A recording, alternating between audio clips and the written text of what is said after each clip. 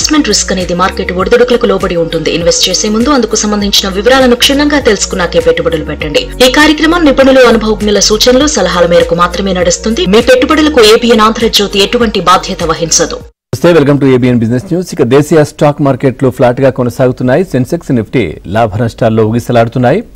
Larsen, NTPC, Sun Pharma, Axis Bank షేర్లు లాభాల్లో trade అవుతుండగా Tata Motors, Shriram Finance, Cipla, doctor Reddy's Labs షేర్లు నష్టాల్లో కొనసాగుతున్నాయి. ప్రజెంట్ ఇక మార్కెట్ కి సంబంధించి మీకు ఏదైనా డౌట్ ఉంటే స్క్రీన్ పైన కనిపిస్తున్నటువంటి నంబర్ కి కాల్ చేయొచ్చు, లేదంటే కామెంట్ రూపంలో కూడా మీ డౌట్ రాస్తే మనతో పాటు సీనియర్ ఎకనామిస్ట్, అదేవిధంగా సుప్రీంకోర్టు అడ్వకేట్ డాక్టర్ జీవి రావు గారు మనతో పాటు స్టూడియోలో ఉన్నారు. వారిని అడిగి మరిన్ని వివరాలు తెలుసుకుందాం. సార్ నమస్కారం. నమస్తే సార్. ఏంటి మార్కెట్లు మరి ఫ్లాట్ గానైతే కనిపిస్తా ఉన్నాయి, ఏంటి ఈ మూవ్మెంట్ లో ఎట్లాంటి స్టెప్ తీసుకోవచ్చు అదొకటి, తర్వాత ఎన్ఎస్డిఎల్ కావచ్చు, ఈ ఐపీఓ కూడా వచ్చినటువంటి పరిస్థితి ఎట్లా ఉందండి సార్? అయితే ముందుగా రండి మార్కెట్ల విషయానికి వస్తే, ఇప్పుడు మధ్యలో కొద్దిగా మార్కెట్స్ డౌన్ అయినప్పటికి కూడా ప్రస్తుతం ఫ్లాట్గా ఉన్నాయి. ఇది ఒక రకంగా పాజిటివ్ అనే చెప్పొచ్చు. ఇకపోతే మార్కెట్ స్ట్రాంగ్ సపోర్టు లభించాలి అంటే కనుక 24,900 పైన మార్కెట్ క్లోజ్ అయితేనే మళ్ళీ మనం సపోర్ట్ వచ్చిందని చెప్పొచ్చు. 25,000 పైన నిఫ్టీ కనుక నిలబెడితే 2 రోజుల పాటు, అప్పుడు మాత్రమే మార్కెట్లు మళ్ళీ మరింత పాజిటివ్కి వెళ్ళే అవకాశం ఉంది. ఇకపోతే ఎన్ఎస్డిఎల్ ఐపీఓ విషయానికి వస్తే, ఈరోజే ఎన్ఎస్డిఎల్ ఐపీఓ ఓపెన్ అయింది.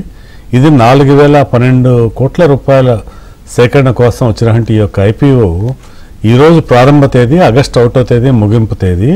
అయితే ఇష్యూ ప్రారంభమైన కొద్దిసేపటికి, అంటే ఈరోజు మధ్యాహ్నం 1:15కే ఆల్రెడీ ఇష్యూ సెయిల్ త్రూ, అంటే కంప్లీట్గా మోర్ దెన్ 100% సబ్స్క్రిప్షన్ వాళ్ళకి వచ్చేసింది ఆల్రెడీ. అయితే ఇక్కడ చూస్తే రిటైల్ సెగ్మెంట్లో 112% సబ్స్క్రిప్షన్ అనేది మధ్యాహ్నం 1:15 ఎన్ఎస్డిఎల్కి అందింది. అంటే ఈ ఇష్యూ ఒక విధంగా బంపర్ హిట్ అని చెప్పి మనం చెప్పుకోవచ్చు. గ్రే మార్కెట్లో ఉండేటువంటి దీన్ని బట్టి మనం చూసినా కూడా ఈ ఇష్యూ గనక సబ్స్క్రైబ్ చేస్తే ఇన్వెస్టర్కి ఖచ్చితంగా మినిమం ఒక 100 నుంచి 125 రూపీస్ వరకు కూడా బెనిఫిట్ వచ్చేటువంటి అవకాశం అయితే ఖచ్చితంగా కనపడుతుందండి. Right sir. శివ గారు ఉన్నారు సార్ వరంగల్ నుంచి. శివ గారు నమస్కారం. నమస్కారం జీవరావు గారు. నమస్తే అండి సార్. ఎటర్నల్ షార్ట్ టర్మ్ కొను నాట్కో ఫార్మా లాంగ్ టర్మ్ ఏమైనా తీసుకోవచ్చా అండి ఈ రేట్లో? నాట్కో ఫార్మా, ఇంకోటి ఏదన్నారండి? ఎటర్నల్ అండి. ఓకే అండి. ఎటర్నల్ షార్ట్ టర్మ్ కోసం కరెంట్ రేట్లో అడ్వైజబుల్ కాదండి. మీరు గమనిస్తే ఇటీవల కాలంలోనే 250 నుంచి 300 రూపాయలకి చాలా వేగంగా ఎటర్నల్ పరుగు పెడతాం మనం చూసాం. ఈ పరిస్థితుల్లో షార్ట్ టర్మ్లో మరికొంత కరెక్షన్ కూడా వచ్చే అవకాశం ఉంటుంది. కాబట్టి షార్ట్ టర్మ్ కోసం ఈ రేట్లో ట్రేడ్ చేయకండి ఎటర్నల్లో. లాంగ్ టర్మ్ ఇన్వెస్ట్ చేద్దాం అనుకుంటే కూడా ఇక్కడి నుంచి ఒక 10% లెవెల్లో ఫాలో అయినప్పుడు మాత్రమే లాంగ్ టర్మ్ కోసం పరిశీలించండి. ఇకపోతే నాట్కో ఫార్మా విషయానికి వస్తే, మీరు నాట్కో ఫార్మా లాంగ్ టర్మ్ ఉద్దేశంతో కొనాలని అడుగుతున్నారు. నాట్కో ఫార్మా లాంగ్ టర్మ్కి కరెంట్ రేట్లో తప్పకుండా బై చేయొచ్చండి. నిజానికి నాట్కో ఫార్మా 800 స్థాయి నుంచి 1000 అబౌవ్ కూడా వెళ్ళటం చూసాము. ఇప్పుడు కూడా ఇక్కడి నుంచి పెరిగేటువంటి అవకాశం ఉందండి. ఎప్పటికప్పుడు కూడా వాళ్ళు ఇన్వెంట్ చేస్తున్నటువంటి న్యూ మెడిసిన్స్ అవనివ్వండి, వాళ్ళ యొక్క గ్రోత్ ప్లాన్ కానివ్వండి, అన్నీ కూడా చాలా పగడ్బందీగా ఉండే నాట్కో ఫార్మా మీరు లాంగ్ టర్మ్ కోసం బై చేయొచ్చండి. Right sir. విజయవాడ నుంచి అంజలి గారు ఉన్నారు. అంజలి గారు నమస్కారం. నమస్తే అండి. డాక్టర్ జీవి రావు గారు ఉన్నారు, మీ డౌట్ అడగండి. ఓకేనండి. పిగాచి ఇండస్ట్రీస్, నౌకరీ, శ్రీరామ్ ఫైనాన్స్, ఇందులో ఏవైనా ఒక 2 సజెస్ట్ చేయరా? ఫ్రెష్ ఎంట్రీ తీసుకోవాలి. పిగాచి అయితే ఫ్రెష్ బయింగ్ ఇప్పుడు అడ్వైజబుల్ కాదండి. ఇప్పుడు మీరు బజాజ్ ఫైనాన్స్ కరెంట్ రేట్లో తప్పకుండా బై చేయొచ్చండి. ఎందుకంటే బజాజ్ ఫైనాన్స్ 880 రూపీస్ అనేది చాలా బెస్ట్ అవైలబుల్ ప్రైస్ అని చెప్పుకోవచ్చు. 1000 రూపాయల నుంచి తగ్గి ఇప్పుడు మీకు 880లో అవైలబుల్ అవుతుంది. షార్ట్ టర్మ్లోనే మళ్ళీ 1000 రూపాయలకు కూడా వెళ్ళేటువంటి అవకాశం ఉంది. చాలా ప్రముఖ బ్రోకరేజెస్ కూడా బజాజ్ ఫైనాన్స్కి ఇప్పుడు బై రేటింగ్ ఇవ్వటం జరిగింది. మీరు అడిగినటువంటి కంపెనీల్లో బజాజ్ ఫైనాన్స్ మాత్రం కరెంట్ రేట్లో బై చేయొచ్చు. Right sir. అరుణ గారు ఉన్నారు మండపేట నుంచి. అరుణ గారు నమస్కారం.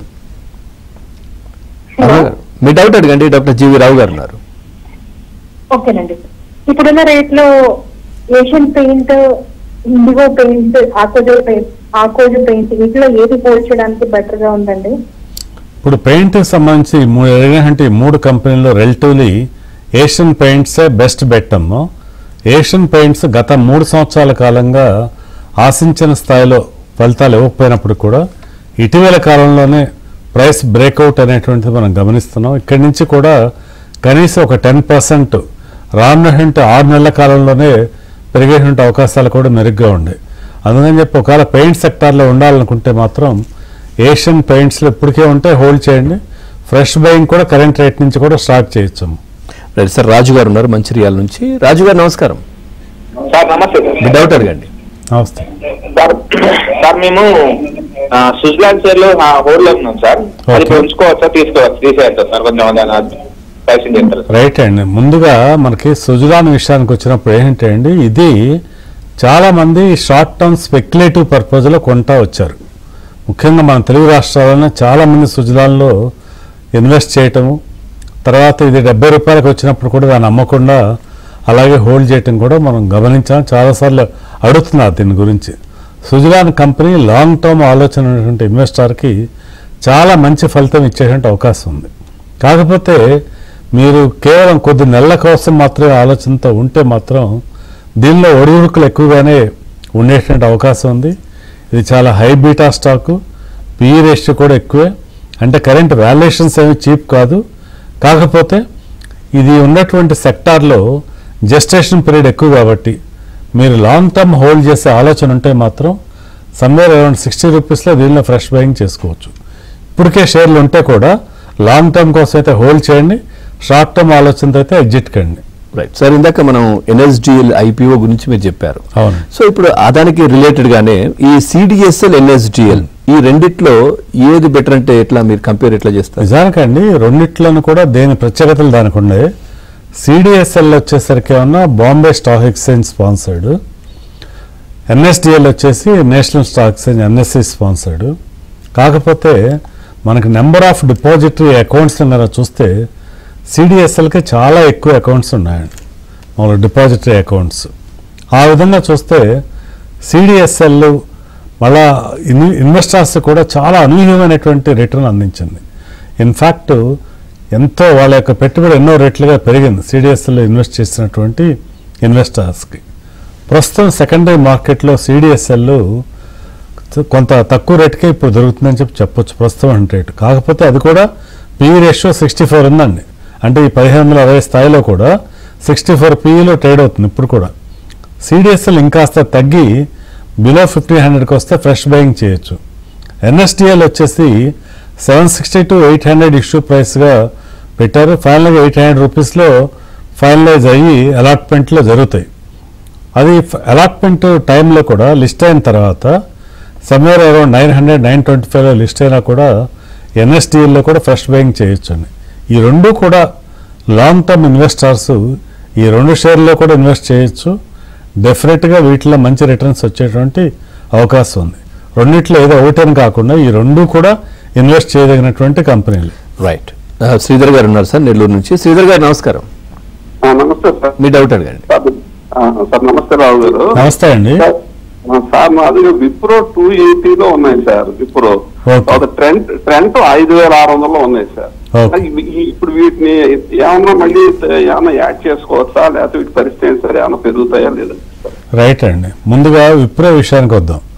విప్రో నిజానికి ఐటీ సెక్టార్లో ఉన్న కంపెనీల యొక్క ఫలితాలు ఏమీ కూడా ఆశాజనకంగా లేనటువంటి సమయంలో విప్రో చాలా మంచి ఫలితాలను ప్రకటించడం జరిగింది. ఆ తర్వాత విప్రో షేరు 260 రూపాయలకి అంత పైకి కూడా వెళ్ళి తర్వాత కొంత కరెక్షన్కి గురైంది. ఇక్కడి నుంచి విప్రో మళ్ళా పెరిగేటువంటి అవకాశాలు ఎక్కువగానే ఉన్నాయండి. మీరు డెఫినెట్గా ఈ అరౌండ్ 240 రూపీస్కి వచ్చినప్పుడు మరికొన్ని షేర్లు కొని యావరేజ్ చేసుకోవచ్చు. విప్రో అక్కడి నుంచి మంచి రిజల్ట్ ఇచ్చే అవకాశం ఉంది. ఇక మీరు అడిగినటువంటి ట్రెంట్ విషయానికి వస్తే ట్రెంట్ చాలా అద్భుతమైనటువంటి కంపెనీ. ట్రెంట్ నిజానికి మీరు కొన్నటువంటి రేటు 5600 కూడా ఆ రోజుకి అది రీజనబుల్ వాల్యుయేషన్. ఇప్పుడు ఇవాళ 4900 5000 స్థాయికి వచ్చింది. ఈ రేట్లో మీరు యావరేజ్ చేసుకుని ఒక 2 సంవత్సరాల కాదు ఇంకొక హోల్డ్ చేస్తే ట్రెంట్లో కూడా మీకు మంచి లాభాలు వచ్చేటువంటి అవకాశం ఉంటుందండి. అందుకని మీరు అడిగినటువంటి ట్రెంట్ విప్రో 2 కూడా ఇప్పుడు కరెంట్ రేట్లో కూడా మళ్ళీ బై చేయటం యావరేజ్ చేయటం కూడా చేయొచ్చు అండి. రైట్ సార్, లక్ష్మి గారు ఉన్నారు చెన్నై నుంచి. లక్ష్మి గారు నమస్కారం. నమస్తే అండి, గుడ్ ఆఫ్టర్నూన్. Good afternoon. మీ డౌట్ అడగండి. ఓఎఫ్ఎస్ఎస్ అండ్ నౌకరీ కొన్ని షేర్స్ ఉన్నాయండి నా దగ్గర. 1300 లో నౌకరీ ఉందండి, ఓఎఫ్ఎస్ఎస్ 8500 లో ఉంది. స్టిల్ ఫర్దర్ గా యాడ్ చేసుకోవచ్చా అండి? వీటి గ్రోత్ ఎలా ఉంటుందో చెప్పగలరా? అయితే కరెంట్ రేట్లో అయితే ఫ్రెష్ బయింగ్ ఏమి కూడా ఇప్పుడు యాడ్ చేయకండి. ఇప్పుడు ఇక్కడ నుంచి ఏదైనా మార్కెట్ కరెక్షన్ ఉండి కనీసం ఒక 5% అన్న ఫాల్ అయినప్పుడు మాత్రమే మళ్ళీ ఫర్దర్గా యాడ్ చేసే ప్రయత్నం చేయండి. రెండు కంపెనీలు కూడా కంపెనీ యొక్క పనితీరు కానీ తర్వాత ఫండమెంటల్స్ కానీ బాగున్నప్పుడు కూడా వాల్యుయేషన్ పరంగా కరెంట్ వాల్యుయేషన్లో ఒక 5% అన్న డ్రాప్ అయినప్పుడు మాత్రమే మళ్ళీ ఫర్దర్గా యాడ్ చేసే ప్రయత్నం చేయడం బెటర్ అండి. ఇక మార్కెట్లు అయితే ఫ్లాట్ గా కొనసాగుతా ఉన్నాయి. మనతో పాటు డాక్టర్ జీవి రావు గారు ఉన్నారు. సార్ మీతో మాట్లాడడానికి మహేష్ గారు ఉన్నారు కాలర్. మహేష్ గారు నమస్కారం. Sir good afternoon sir. Good afternoon అండి. సార్ బీపీసీఎల్ ఈ ప్రైస్ లో బై చేయొచ్చా సార్? బీపీసీఎల్ కనీసం ఒక ఏడాది అంతకన్నా ఎక్కువ కాలం హోల్డ్ చేయాలంటే కరెంట్ రేట్లో డెఫినెట్గా బై చేయొచ్చండి. కంపెనీ ఫండమెంటల్ స్ట్రాంగ్గా ఉండటమే కాకుండా వాల్యుయేషన్ కంఫర్ట్ కూడా ఉంది, రెగ్యులర్గా డివిడెండ్స్ కూడా చెల్లిస్తుంది. లాంగ్ టర్మ్ కోసం హోల్డ్ చేయొచ్చు. మినిమం 1 year హోల్డింగ్ ఆలోచన ఉంటే కూడా కరెంట్ రేట్లో బై చేయొచ్చు అండి. రైట్ సార్, హనుమాన్ సింగ్ గారు ఉన్నారు ఖమ్మం నుంచి. హనుమాన్ సింగ్ గారు నమస్కారం. మీ డౌట్ అడగండి. హలో హనుమాన్ సింగ్ గారు మాట్లాడండి. నమస్కారం జీవీరావు గారు. నమస్తే అండి. సార్ దివిస్ ల్యాబ్ ఒకటి తాన్లా ప్లాట్ఫామ్ తీసుకోవచ్చండి లాంగ్ టర్మ్ కోసము. దివిస్ ల్యాబ్ ఇంకోటి ఏదండి? Tanla platform sir. Okay right. అయితే దివిస్ ల్యాబ్ అయితే లాంగ్ టర్మ్ కోసం డెఫినెట్గా తీసుకోవచ్చు అండి. అది కనీసం ఒక 2-3 సంవత్సరాలు హోల్డ్ చేసే ఆలోచనతో. తాన్లా ప్లాట్ఫామ్ కరెంట్ రేట్లో అయితే అవాయిడ్ చేయండి. ఒకవేళ మీరు ఐటీ సెక్టార్లోనే ఉండాలి అని అనుకుంటే, ఏదన్నా షేర్ కొనాలి అనుకుంటే మాత్రం ఐటీ సెక్టార్లో ముఖ్యంగా కరెంట్ రేట్స్లో టీసీఎస్, విప్రో ఈ రెండు కూడా కరెంట్ రేట్లో మీరు ఇన్వెస్ట్ చేయొచ్చండి. రైట్ సార్, నెక్స్ట్ కాలర్ ఉన్నారు యోగానంద్ గారు. యోగానంద్ గారు నమస్కారం. యోగానంద్ గారు నమస్తే. మీ డౌట్ అడగండి. సార్ ఇప్పుడు ఈ ప్రైస్ లో పీసీపీఎల్ పర్చేస్ చేయొచ్చా సార్, అండ్ గ్రావిటా ఇండియా ఈ రెండు పర్చేస్ చేయొచ్చా? కొన్ని సజెస్ట్ చేయండి సార్. పీసీబీఎల్ వచ్చేసరికి అండి మామూలుగా ఇప్పుడు మార్కెట్లో మళ్ళీ అదే ఒక స్ట్రాంగ్ మొమెంటము లేకపోతే బ్రేక్అవుట్ జరగనంత వరకు కూడా కరెంట్ రేట్లో ఫ్రెష్ బయింగ్ అయితే అవాయిడ్ చేయటమే మంచిదండి. గ్రావిటా ఇండియా కూడా ఇక్కడి నుంచి లాంగ్ టర్మ్ ఆలోచనతో కొనాలనుకుంటే కూడా ఈ మార్కెట్ కరెక్షన్లో ఏదన్నా కాస్త ఒక 4-5% తగ్గినప్పుడు మాత్రమే మళ్ళీ ఫ్రెష్ బయింగ్ పరిశీలించండి. రైట్ సార్, అట్లాగే సార్ ఇంతకు ముందు మనం చూస్తే కనుక ఏదైతే కోటక్ మహేంద్ర బ్యాంక్ ఫలితాల ప్రకటన తర్వాత కొంచెం తగ్గింది. సో ఇప్పుడు దాని మీద ఏమైనా ఇన్వెస్ట్ చేస్తే ఎట్లా ఉంటుంది, అదొకటి. సో అదేవిధంగా కొన్ని కామెంట్స్ కూడా ఉన్నాయి. కెనరా బ్యాంక్ 119లో ఉందంట వారి దగ్గర. సో దాన్ని హోల్డ్ చేయమంటారా, సేల్ చేయమంటారా? ఈ రెండింటికి ఏం చెప్తారు? ముందుగా కోటక్ మహేంద్ర బ్యాంక్ విషయానికి వస్తానండి. కోటక్ మహేంద్ర బ్యాంకు నిజానికి ఇన్వెస్టర్కి లాంగ్ టర్మ్కి బై చేయడానికి చాలా మంచి స్టాక్. ఇది 2300 రూపాయల వరకు కూడా వెళ్ళినటువంటి ఈ స్టాకు ఇటీవల ప్రకటించినటువంటి క్వార్టర్లీ ఫలితాలు ఇన్వెస్టర్స్ ఆశించిన స్థాయిలో లేకపోవటం వల్ల తగ్గి ఇప్పుడు బిలో 2000 రూపీస్లో ట్రేడ్ అవుతుంది. సమ్వేర్ అరౌండ్ 1960 అట్లా. ఈ రేట్లో లాంగ్ టర్మ్ ఇన్వెస్టర్స్ డెఫినెట్గా ఎంటర్ కావచ్చండి. నిజానికి ప్రైవేట్ సెక్టార్ బ్యాంక్స్లో హెచ్డిఎఫ్సి బ్యాంక్ లాగానే కోటక్ మహీంద్రా బ్యాంక్ కూడా ఇన్వెస్టర్స్ లాంగ్ టర్మ్ కోసం హోల్డ్ చేయదగినటువంటి బ్యాంకింగ్ స్టాక్. సో బిలో 2000 రూపీస్లో కోటక్ మహీంద్రా బ్యాంక్లో కరెంట్ రేట్లో డెఫినెట్గా బై చేయొచ్చు. ఎవరైతే ఈ స్టాక్లో ఇన్వెస్ట్ చేయడం మిస్ అయ్యారో గతంలో, ఈ కరెక్షన్ అనేది వాళ్ళకు ఒక మంచి ఆపర్చునిటీ అని మనం చెప్పొచ్చు అండి. కాకపోతే కెనరా బ్యాంకు విషయంగా అతను అడిగినటువంటి దానికి ఏంటంటే, కెనరా బ్యాంక్ లాంగ్ టర్మ్ కోసం చాలా మంచి స్టాక్. ముఖ్యంగా పిఎస్యు బ్యాంక్స్లో ఇది one of the best company అని చెప్పొచ్చు అండి. కరెంట్ రేట్లో ఇన్ఫ్యాక్ట్ అరౌండ్ 110 ఆ ప్రాంతాల్లో ఫ్రెష్ బయింగ్ కూడా చేసి మరికొన్ని షేర్లు కూడా యాడ్ చేసుకోవచ్చు అండి. రైట్ సార్, కాలర్స్ ఉన్నారు. సుజాత గారు కామారెడ్డి నుంచి. సుజాత గారు నమస్కారం. నమస్కారం అండి sir. Good afternoon. Good afternoon అమ్మా. సార్ నాది ఐఆర్ఎఫ్సి ఒకటి ఓకే. టాటా పవర్ అండి, ఫ్రెష్ బై చేయొచ్చా? ఐఆర్ఎఫ్సి ఇంకోటి ఏదమ్మా?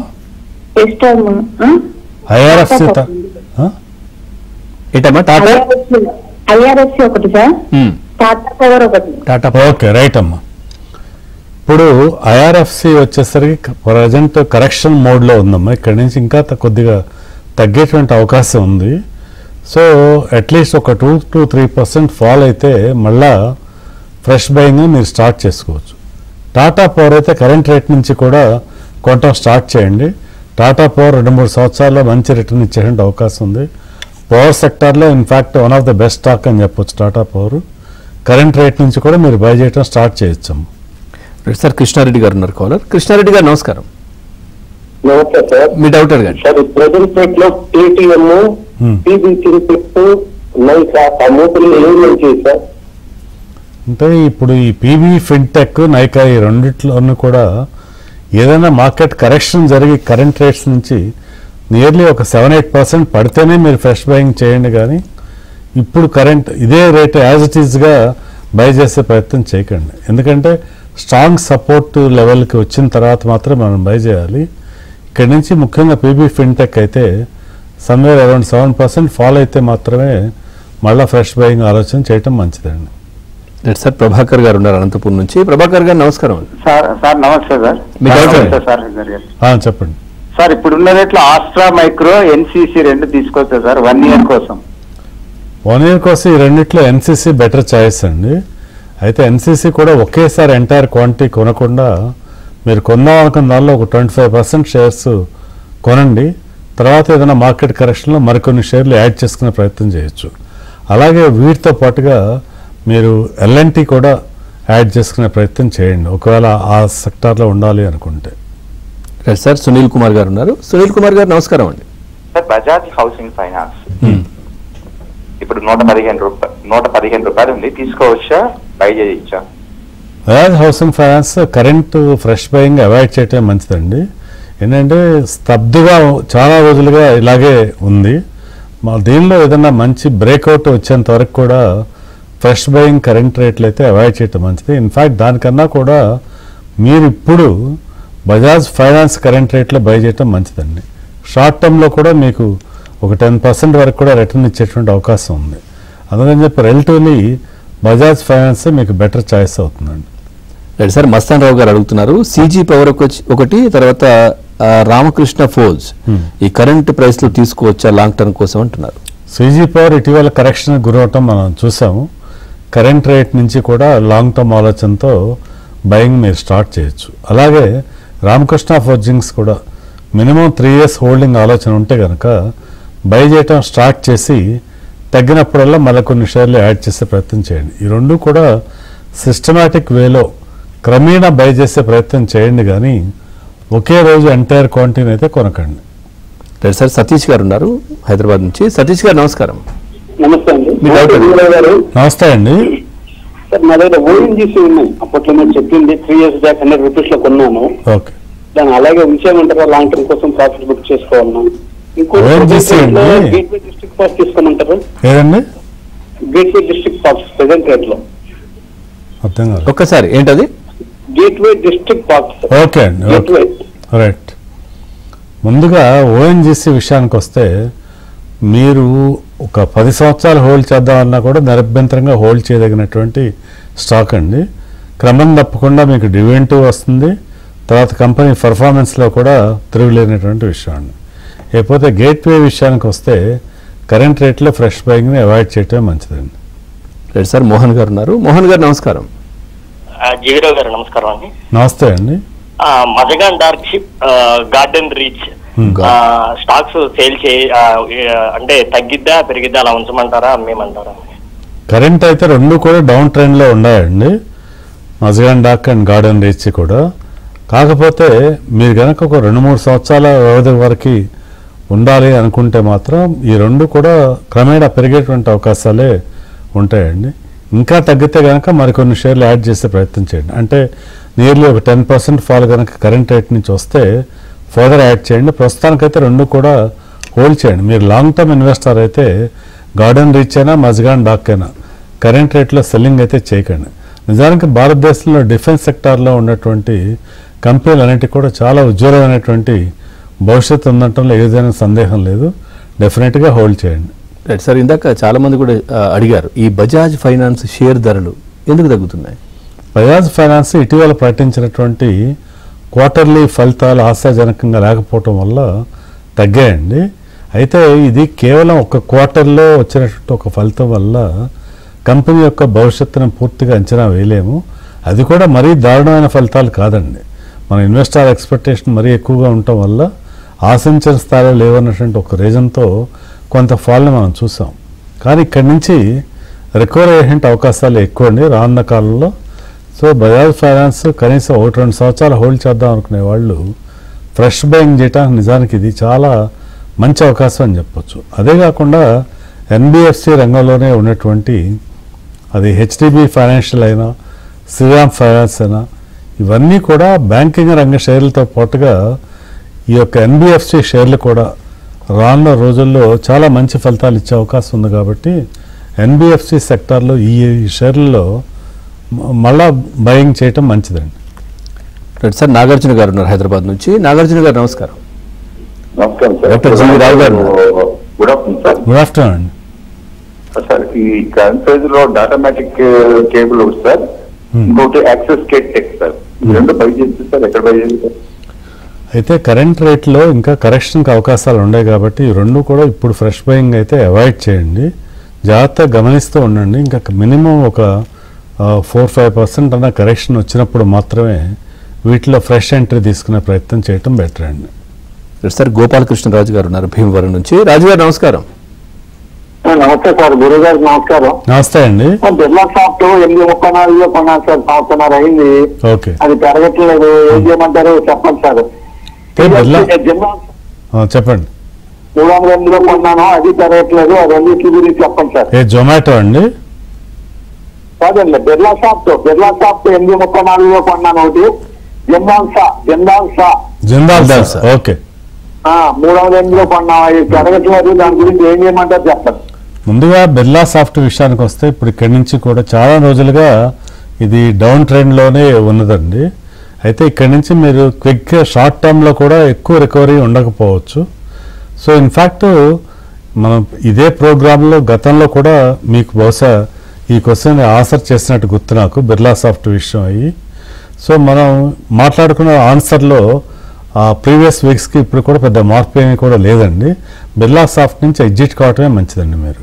రైట్, ఫైనల్గా సార్ ఇప్పుడు ఐటీ కావచ్చు లేదంటే దీనికి సంబంధించి ఫార్మా ఎలా ఉండబోతోంది ఫైనల్గా? రానున్న రోజుల్లో అంటే ఫార్మా రంగం అయితే మాత్రం చాలా ఫాస్ట్గా మనకి వృద్ధి పదంలో వెళ్ళేటువంటి అవకాశాలు చాలా ఎక్కువగా ఉన్నాయండి మనకు. అందుకని ఎప్పుడు కాస్త కరెక్షన్ వచ్చినా కూడా మనం ముఖ్యంగా డాక్టర్ రెడ్డీస్, సిప్లా ఈ షేర్లు ఫర్దర్గా ఇన్వెస్ట్ చేస్తే ఇన్వెస్టర్స్కి మంచి ప్రయోజనం చేసే అవకాశం ఉంది.